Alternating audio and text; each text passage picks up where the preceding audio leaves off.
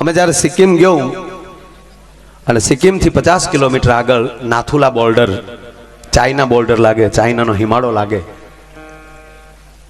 એની જ્યારે મુલાકાત લીધી મારી સાથે બોરીવલી કાંદીવલીના એસપી દત્તા સાહેબ સાથે હતા. અમે એના બ્રિગેડિયરને મળ્યા અને એને મળ્યા પછી એક વ્યક્તિ એમ કહેવાય કે એક સમાધિ ઉપર અમને જ્યારે એ બ્રિગેડિયર લઈ ગયા સાહેબ, મારા ભારત વર્ષના એક યુવાનની સમાધિ હતી, ફોજીની સમાધિ હતી. સાંભળજો, મારી નરી આંખે હું રામભાઈ 1.5 મહિના પહેલા જોઈને આવ્યો છું. 1968 ની અંદર એ શહીદ થયો છે. અને સાહેબ, અંધશ્રદ્ધા તો ગમે ઊભી કરી શકે, પણ આ દેશની સરકારને સ્વીકારવું પડે એ શ્રદ્ધા કેવડી હશે.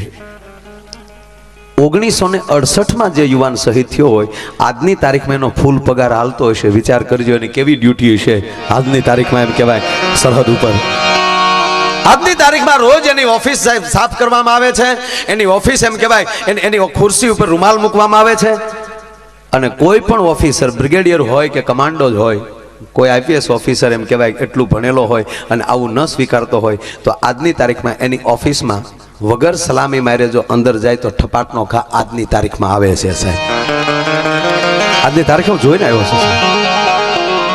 અને રોજ સાંજે સાહેબ એનો બિસ્તર પથરાય, જ્યાં એની વર્ધી મૂકવામાં આવે, રાઇફલ ભરીને મૂકવામાં આવે, બૂટ પાલિશ કરીને મૂકવામાં આવે, બિસ્લેરી બોટલ મૂકવામાં આવે. અને સવારમાં તમે જુઓ ને તો શર્ટને જેમ ઇન કર્યું એને કડકસલી પડી જાય ને એવી કડકસલી પડી ગઈ હોય. અને પથારી જુઓ તો તમને એમ લાગે કોક આયલી ઊભો થયો હોય ને પરિસ્થિતિ થઈ હોય પથારીની એ પરિસ્થિતિ થઈ જાય. બિસ્લેરીમાં પાણી ઓછા થઈ જાય સાહેબ, બોટલમાં. અને દર મહિને પગાર વખતે રજિસ્ટરમાં સહી થાય સાહેબ. આ સરકારને સ્વીકારવું પડે. અને હું ગૌરવ લઉં છું કે મારા દેશનો યુવાન પોતાના ખોળિયા મૂકી દીધા પછી, પોતાના એમ કહેવાય દેહનો ત્યાગ કર્યા પછી, એના આત્મા દેશના હિમાલયના રખોપા કરતા હોય. કોના બાપની તાકાત હિન્દુસ્તાનનો વાળ વાંકો થઈ શકે. આ ગૌરવ. અને આમાં ભણેલા મિત્રોને હું તમને કહું કે નેટ ઉપર ઈ સર્ચ કરજો. એ યુવાનનું નામ છે બાબા હરભજન સિંહ. કહેવાનો મતલબ કે એ વસ્તુ એ ઓછી ન કહેવાય. નાથુલા બોર્ડર, અને એ 1968 શહીદ થતો હોય ને આજે એને યાદ કરવો પડે. અને કાયમી માટે એને કોઈ ન્યા કોઈ બીજાએ કોઈ દેરું કરી નાખ્યું ને વાત ફેલાવી દીધું નહીં. આર્મીના માણસો જ એની પૂજા કરે છે, ત્યાં કાયદેસર ડ્યુટી લાગે છે. અને રાત્રે જેની ડ્યુટી હોય ને સાહેબ ઝોલો આવી જાય તો એ ફોજીને ઠપાટ તો આવે કે હું તો હું અહીંયા. આ દેશની ખુમારી છે, આ દેશના રત્નો છે. આ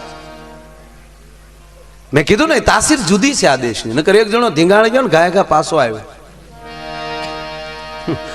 તેને બા કે કેમ પાછો આવ્યો? ન્યા બા હાસુ હાસુ બાતે, ન્યા તાર બાપ હાસુ હાસુ બાતે ને.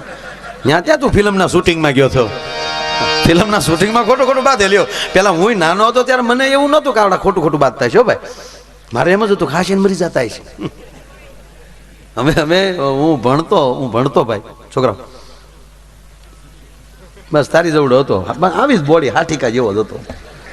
આ તો હવે થોડુંક ઓલું છું, એમાં આડા ફાટ્યા તારી ઘોડે. હા, કેટલામ ભણી તું? હાથમું ઊભો થતો એકવાર બધું તાળીઓથી વધાવો. હાથમું ભણે છે. વાહ દોસ્ત વાહ. અમે તારી જોડે હતા તેથી નિહાળે નહોતા ગયા, કારણ કે આપણે યાદ છે. ભલે આપણે કહેતા 5 વર્ષ નિહાળી ગયા, રામ રામ કરો. હજી આપણને નળા યાદ છે ને. અવડા નળા કાંઈ 5 વર્ષના છોકરા ન હોય. 1.5 ફૂટના તો આપણા નળા થઈ ગયા હતા. એકડે મીંડે કમ. એક છોકરાને સાહેબે પૂછ્યું, બેટા સત્ય કોને કહેવાય, ભ્રમ કોને કહેવાય? તો છોકરો કે સાહેબ તમે ભણાવો એ સત્ય છે. તાકે ભ્રમ તક અમે ભણીએ તમારો ભ્રમ છે. આ તો તારા બાપ ઘરેલી વાહડા લે એટલે આવ્યા વગર છૂટક્યા નથી.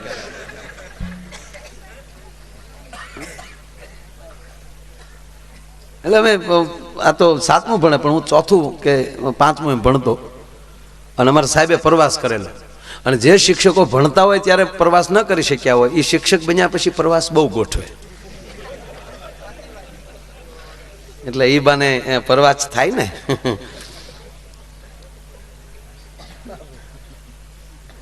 એટલે એ પ્રવાસમાં ગયેલા અમે સાપુતારા. આ તમને ઘણા વર્ષ પહેલાની વાતો કહું. રામાયણ સિરિયલનું શૂટિંગ હાલતું ત્યારે, અને એ ડાંગ આવવામાં જ પૂરું થયું. બધું અહીંયા લંકા ને બધું ન્યા જ બનાવવામાં આવ્યું હતું. બધા શોર્ટ ન્યા ઊભા કર્યા વિડીયોવાળા. હા, તો એ પછી વળતા સાહેબોએ નક્કી કર્યું કે અહીંયા શૂટિંગ હાલે છે ને આ લોકોને મળીએ છોકરાઓ જોવે, એટલે એ બે શિક્ષકો જી આવ્યા ને નક્કી કર્યું. ઓલા લોકોએ કીધું કાંઈ વાંધો નહીં, લેતા આવો છોકરાઓને જોવે. ને રીસ મહેન્દ્ર આમ થાય ઘટતા હતા.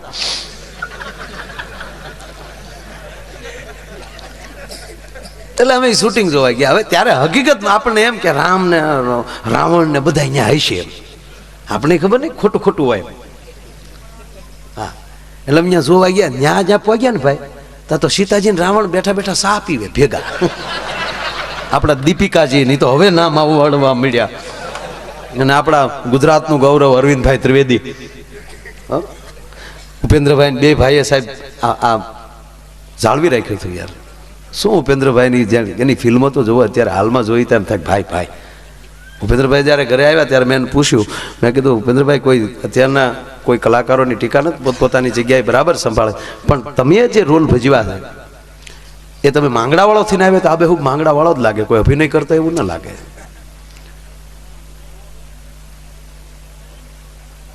આનું કારણ શું? તમે દેવરો બન્યા હો તો દેવરો જ દેખાય એમાં, તમે ભરથરી બનાવ્યા તો ભરથરી જ દેખાય, તમે જેસલ જાડેજો બનાવ્યા એમાં જેસલ જ દેખાય. એનું કારણ શું? એમાં કયું એવું તત્વ? અને સાહેબ ખાતા ખાતા જમતા હતા, જમતા જમતા એ મહાપુરુષ રડી પડ્યા ભાઈ ઉપેન્દ્રભાઈ. હમણાં 19 તારીખે આવ્યા હતા, મળ્યા બેઠા. પછી એ માણસે વાત કરી સાહેબ મારી નાખે એવી કે માયાભાઈ હું જેનું પાત્ર લેતો ને એ જે પરગણામાં બન્યો હોય ને, દાખલા તરીકે મારે નવઘણ બનવાનું હતું ત્યારે ઉપરકોટમાં હું 20 દિવસ મેં નવઘણનું અનુષ્ઠાન કર્યું હતું. અને નવઘણની માળા કરતો હતો ને કહેતો કે નવઘણ તારે બોલવાનું બાકી રહ્યું મારા મુખેથી બોલાવજે. માયાભાઈ આ બધા પાત્રો શરીરમાં ગળી ગયા, અવતાર મને આવતા હતા. આજે એની જે વેદના જે માણસે ઠલવી, કોને કહું?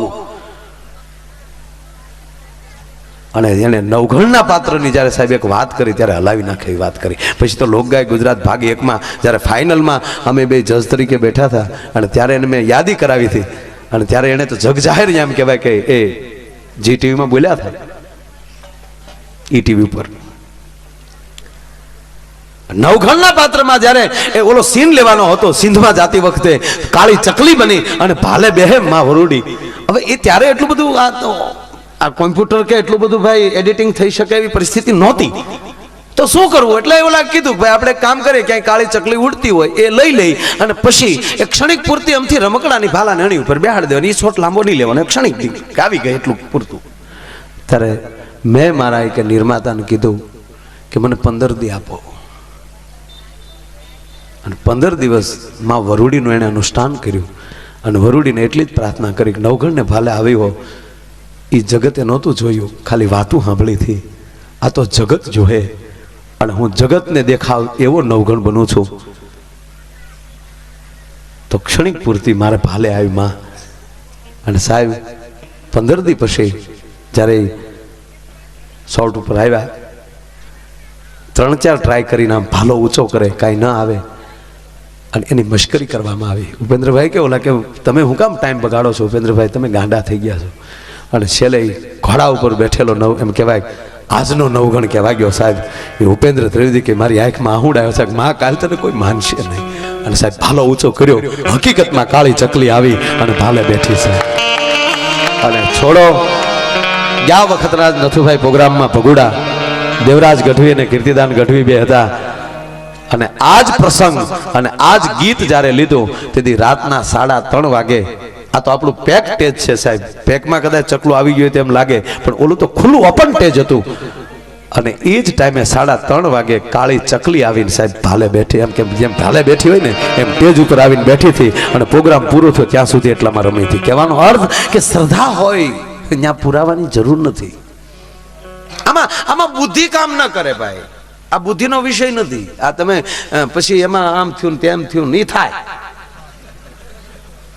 હા, ધના ભગતે વેળુમાં વેકરો વાવ્યો ને વેલા ઉગ્યા ને એમાં તુંબડા છે, તુંબડા તોડ્યા તો ઘઉં નીકળે. હલો આ કેમ બધું ફીટકું પણ થાય, એ શ્રદ્ધાનો વિષય છે. હા, આ બને નગર કઈ થોરે કેળા ન આવે, એ તો કેળને જ કેળા આવે. પણ જ્યાં કોઈ એવી કૃપા થઈ જાય, કોઈ એવું બની જાય તો એ એક ક્ષણિક પૂરતી ઘટનાઓ ઘટતી હોય છે. અને એ ભાવ હોય એટલે અમે શૂટિંગ જોવા ગયા. ટૂંકમાં એ શૂટિંગ અમે જોયું ને, એ જે ત્યાં જ્યારે શૂટિંગમાં જે વાતો થતી હોય ને એ ડબિંગ ન થાય. એ જે લડતા હોય એ લડતા લડતા વાતો કરે ને બહુ સાંભળવા જેવી હોય. આમાં લડતા જાય ને વાતો કહી કે તમે કેટલા ભાઈ? તો તમે 4 ભાઈ. હું ધંધો કરો? તો 2 રીંસ છે ને 2 વાંદરા છે. કે તારો પગાર કેટલો? કે 150-150 રૂપિયા રોજના નક્કી કર્યા. જમવાનું જ્યાં કે એ મોટે માંડવે હુઈ જાય જમીન. કે તારી પાસે માણેક સંત કે કાંઈ પડ્યું માવો કઈ? મારી પાસે ને તો હું ધોડે આવો ગપદીને પાડી દે. બોલો એ ડબિંગમાં હોઈ શકે. એટલે કવિએ કીધું ધરાવીને ધાન નીપજે, કુડવીને માળું ન હોય, જેસલ જખરા નીપજે જેની માં ઓથલ હોય.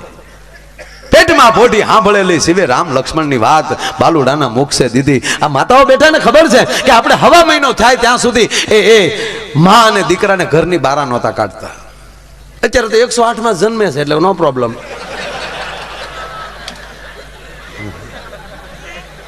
બાળકે ભાગશાળી. આપણે 20 વર્ષના છે જયારે મેં સાયકલો હાથમાં આવ્યો છું. આ સીધું 108 માં આવ એ મોટો થઈને મંત્રી જ થાય, બીજું કાંઈ કરે.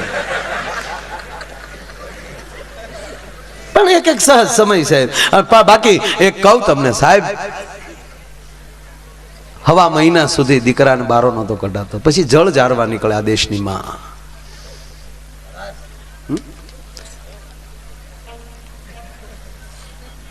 આ બધા સંસ્કારો, આ હાલરડા, લગ્ન ગીત, આ બધા સંસ્કાર છે. અને વળી જેવું વરણ એવા હાલરડા. હાલરડું ગવાતું હોય ને એના ઘરને પસવાડેલી નીકળો તે હાલરડા ઉપર ખબર પડી જાય કે આ ક્યાં વરણનું ઘર હશે. ગીત સાંભળી જાવ તો ખબર પડી જાય આ ક્યાં વરણનું જાન છે. વાણિયાની જાનું નોખી એના ગીત નોખા હોય. હા, વાણિયાની પેલી ખબર પડી જાય. વણિક સમાધિ કુણા કુણા પોચા ગીત હોય. અમે જૈન ભાઈઓના બહુ પ્રોગ્રામ, મારે ઘણા આવે, જૈનમ જયતી શાસનમ, એ પ્રોગ્રામ હું બહુ કરું. એમાં હું નર્યો છું. પેમેન્ટ હારા, ટાઈમ ઓછો. પેમેન્ટ આપા 80 હોલ 2 કલાકમાં તો એ ધરાય જાય, આપણે ધરાય. ઓકે છરજ. અને પાછું બળ કરીને કાંઈ બોલવાનું જ નહીં. આપણે જ્યાં દુહાસન ધણણ કરીને એ માયલું કાંઈ નહીં. મેં એક જગ્યાએ શરૂ કર્યું, દવ ડમક દાદુર ડવ ડમકત. તો એક ભાઈ મને કે ધીરે ધીરે છોકરા ડરે છે, ચીહું ન સાંભળી શકે. માયાભાઈ પોછું બોલો.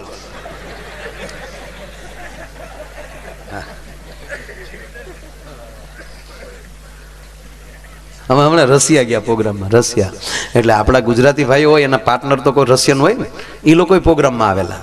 હા, તો એ તો કાંઈ સમજે નહીં. બધા દાંત કાઢે તો એ દાંત કાઢે. બધા સમજે ઓકે.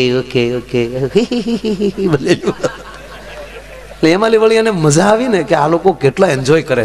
એટલે એણે ઓલાને આયોજકોને કીધું કે રશિયન સોંગ, રશિયાનું ગીત ગાવ. ગગન કે આપણે હવે રશિયાનું ગીત ક્યાં ગાવું? મેં કીધું લ્યો, કીધું ના કહેતા હતા ને રશિયા જવું. આવો લ્યો, આવીને નકુસા માંગલી ભરાણી. અને ઓલોય ન્યાનો કાંઈક મોટો માણા. હા, ત્યાં કારુનો ઝીણો અવાજ આવે. શું છે હે ભાઈ? કાંઈ બળી રહ્યા બાપા?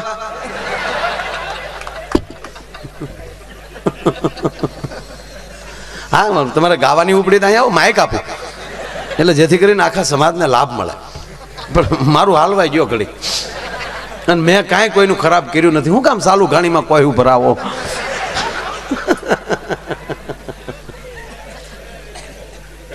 અને આ બધી મારી, આ તમને જે હું બોલું છું મારી ફરમાઈશ છે. તમે આ રશિયાનું ગીત પહેલી વાર સાંભળતા છો. અને તું તો બધે વિડીયોમાં ભાઈ સાંભળ્યું તો કરે આવીથી રશિયાની સાંભળો ને તે ભાઈ એ થોડુંક મોટું માથું. એટલે ઓલા આયોજક આવીને મને કે યાર ગાવું પડશે, નહીં ત્યારે આ લોકો આગળ બંધ કરાવશે. રશિયન સોંગ, ન ગુજરાતી સોંગ, રશિયન સોંગ. ગારો રશિયન સોંગ હવે ગગનભાઈ ગાતો હતો. ગા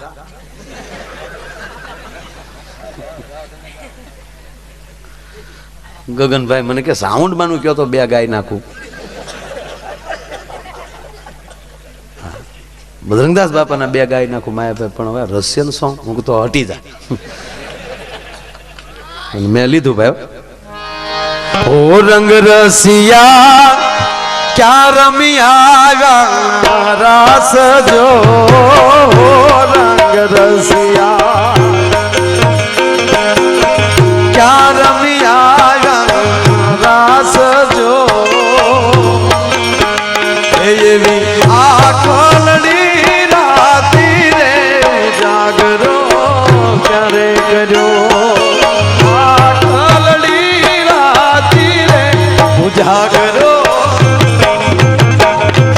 વધારે રસિયા શબ્દ આવે વગેરે ઓકે ઓકે ઓકે રસિયા રસિયા રમ્યા આવા રાત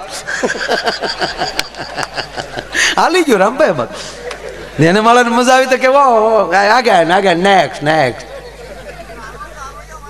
અરે મેં કીધું ને એક માઇન્ડ પૂરું કર્યું અને પાછું શરૂ કર્યું કે લેજો રસિયા રે રૂમાલ મારો રંગદાર છે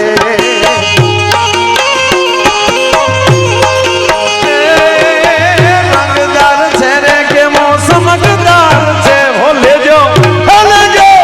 લેજો રસિયા રે રૂમાલ મારો રંગદાર છે લેજો રસિયા રે રૂમાલ મારો રંગદાર છે હો લેજો રસિયા રે રૂમાલ મારો રંગ